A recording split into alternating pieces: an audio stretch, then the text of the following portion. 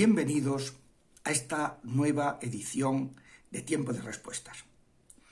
Una de las realidades que se han extendido más con la cultura de la nueva era es los libros y todo tipo de libros y de grabación, es decir, de autoayuda. ¿Eso es algo malo, la autoayuda? No es malo en sí mismo, porque es bueno que cada uno procuremos el tener una pauta. La autoayuda, que es, te dan unas pautas de cosas que deberías hacer, que son buenas, que las hagas, que te van a resultar sanas si consigues hacerlas. Pero claro, lo que es un error es que te digan que tú vas a poder hacer eso tú solo. La autoayuda es parte, o sea, todo el proceso de sanación tiene dos elementos. Por una parte, el médico, y por otra parte, el interesado. El médico, en definitiva, el médico es Jesús, es el médico divino, el Padre nos lo ha enviado como médico y ahí lo tenemos, ¿no? Jesús. Pero lo que él hace es importantísimo, es lo más importante. Pero el ser humano tiene que poner de su parte. En la Biblia hay un concepto clave que es el concepto de alianza, donde se explica que la vida espiritual es una relación, una alianza nupcial, matrimonial, de Dios y el ser humano. El ser humano en el plano espiritual es la esposa y Dios es el esposo. Así como en la vida matrimonial, el esposo tiene que tomar una iniciativa en lo afectivo y en lo físico, y para que responda, la función de la esposa es más, la psicología de la esposa es más de respuesta. Pues en el caso humano, en el caso espiritual, Dios es el esposo. En la historia de la Iglesia ha habido unos personajes que sobre todo desde Lutero, que han dicho que el ser humano está tan corrompido que no hay manera de hacer nada bueno, porque no tenemos esa capacidad. Y por tanto no hay que preocuparse, porque como no podemos hacer el bien, tampoco hacemos el mal. Entonces él dice, esto peccator et pecca fortiter, sé pecador y peca con todas tus fuerzas, sed fortius fide et gaude in domino. Pero más fuertemente aún, confía y alégrate en el Señor, dice Lutero. Claro, eso no es así. Un autor suizo del cantón de St. Gallen, que es no sé si es del cantón de St. Gallen, ahora me entra la duda, pero sí es suizo, que es uno de los dos grandes teólogos del siglo XX, y alguno más, pero sobre todo ellos dos son los más, Hans Urs von Balthasar y Joseph Ratzinger, con la diferencia de que a Ratzinger se le entiende todo y a von Balthasar cuesta más entenderlo, pero son dos grandísimos teólogos, ¿no? Pues von Balthasar, que se ha educado en un ambiente suizo, él tiene muy claro que uno de los grandes errores del protestantismo es la pasividad, el pesimismo antropológico. El ser humano no puede hacer nada. Y dice, no. En esa teodramática que es la historia de la salvación, el ser humano tiene su papel. El actor principal es Dios, el esposo. Pero la esposa tiene que acoger y tiene que responder. Si la esposa no acoge y no responde, aquí no hay fruto, aquí no hay vida. Entonces, pues eso es, y por supuesto, por eso tenemos que responder. Pero sabiendo que si bien es verdad que ese pesimismo antropológico es una herejía, es un error, el que no podamos poner de nuestra parte, un error también muy grave es el pelagianismo, que es el pensar que solo existe el ser humano, pensar que solo existe la autoayuda, pensar que solo existe las propias fuerzas. Claro, es lo que le digo yo a mucha gente, que me viene deprimida, es que me ha dicho el psicólogo que tengo que ser más positivo y tal, y le digo, ya me gustaría a mí, oiga, pero no me sale, ¿no? No me sale ser positivo. Digo, claro, y tiene toda la razón el tío. Tiene toda la razón porque una cosa es decir la teoría.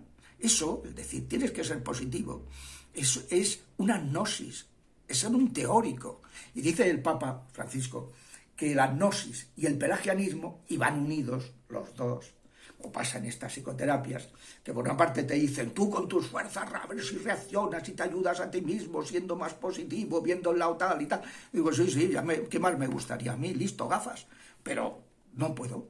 no puedo. O sea, es una teoría y luego te dicen que tú la vas a poder poner en práctica con tus solas fuerzas. Ese es el pelagianismo. Pelagio era un monje del siglo IV que decía que para salvarse no hacía falta la gracia de Dios. Se encargó San Agustín de explicar que todo eso era más falso que un Judas de plástico, ¿no?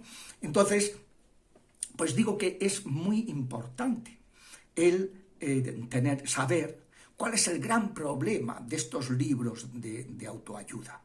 El problema fundamental, el gran defecto, la matriz negativa que suelen tener, es que en casi ningún caso te dicen que todos esos esfuerzos, si no se fundan en la ayuda del Salvador, de Jesucristo, no dan fruto. ¿Por qué? Porque el ser humano no está destruido, pero está dañado. Y entonces nuestros intentos se malogran sin la ayuda del Espíritu Santo que Jesucristo nos ha alcanzado con el precio de su sangre en la cruz. O sea, sin el Espíritu Santo es que no vamos a ningún lado, no vamos ni a la acera de enfrente, ni al portal de enfrente. No podemos, porque, bueno, pues este es el gran problema que está muy metido ahora mismo, la gente que se le está ofreciendo una supuesta salvación, todo con fuerzas humanas. Esto, por ejemplo, tiene una expresión muy extendida en las prácticas de mindfulness y de yoga. En realidad es más bien el yoga que el mindfulness, porque el mindfulness es el quinto paso del yoga. El yoga son 8 pasos, entre ellos uno es pues, los ejercicios de relajación y otro los ejercicios de respiración, pero el quinto paso es la concentración plena en tus sentimientos. Ese es el mindfulness.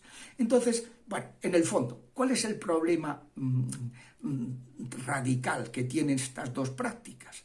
Porque son un pelagianismo, son una autoayuda, un pensar sobre la teología del espejo, mirarme el ombligo, pensar que me voy a salvar por mis propias fuerzas, por una energía que yo voy a sacar de mí mismo. No, señor, la energía es el Espíritu Santo que te tiene que dar el Señor, que tú no te vas a sacar de ningún lado.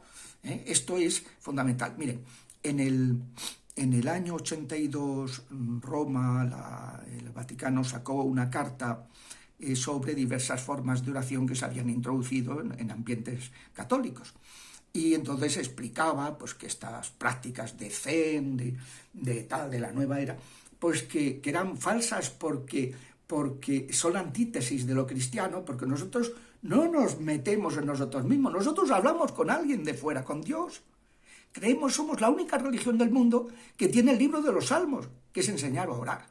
Es decir, que creemos en que podemos entrar en comunión con Dios. Todas las demás religiones en el fondo son agnósticas. Dios existe, pero yo no me puedo comunicar con Él. Está en otra longitud de onda. Pues no. La religión verdadera revelada dice que claro que me puedo comunicar con Él.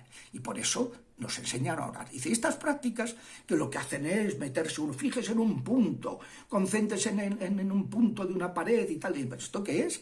Esto no tiene sentido. En el año 2002 volvieron a la carga, explicando todas estas prácticas de nueva era que se habían ido extendiendo muchísimo pues, en institutos religiosos, parroquias, etcétera, que estaban promoviendo estas cosas, ¿no? Y luego, pues, por ejemplo, la Conferencia Episcopal Española, hace año y pico, sacó una nota sobre Jesucristo, la única fuente del agua viva, ¿no? Que sobre la incompatibilidad entre la meditación zen y la oración cristiana. Y donde viene a explicar muy detenidamente y muy profundamente, es un documento muy bien hecho, y que además sale al paso pues, de algunos movimientos que hay en España, pues de gente que están promoviendo un poquito la meditación zen, incluso algún sacerdote, y que claro, que dice, eso es un error garrafal, porque es la antítesis. El budista piensa que se va a salvar por sí mismo, porque la salvación consiste en la anulación de todos mis sentimientos. Pues eso sí que se puede hacer, pero eso es autodestruirse, eso es nihilista. Y por eso es contrario a la salvación cristiana, que lo que hace es potenciar y desarrollar todo lo que Dios nos ha concedido. Entonces, pues son dos polos opuestos, son antitéticos. O yo cuento con Dios, o yo pienso que voy a ser feliz por mí mismo. Pues ahí está el núcleo, ¿no? ¿Verdad? De todo ese tema de la autoayuda. Claro que tenemos que poner de nuestra parte. pero lo que tenemos que poner sobre todo es dejar hacer a Dios, como dijo la Virgen. Bueno, ¿y todo esto cómo se va a hacer? El ángel le explica y dice, pues aquí está la sierva de Dios. Sea hecho en mí según tu palabra. Ese es el papel principal de la criatura, dejar hacer a Dios.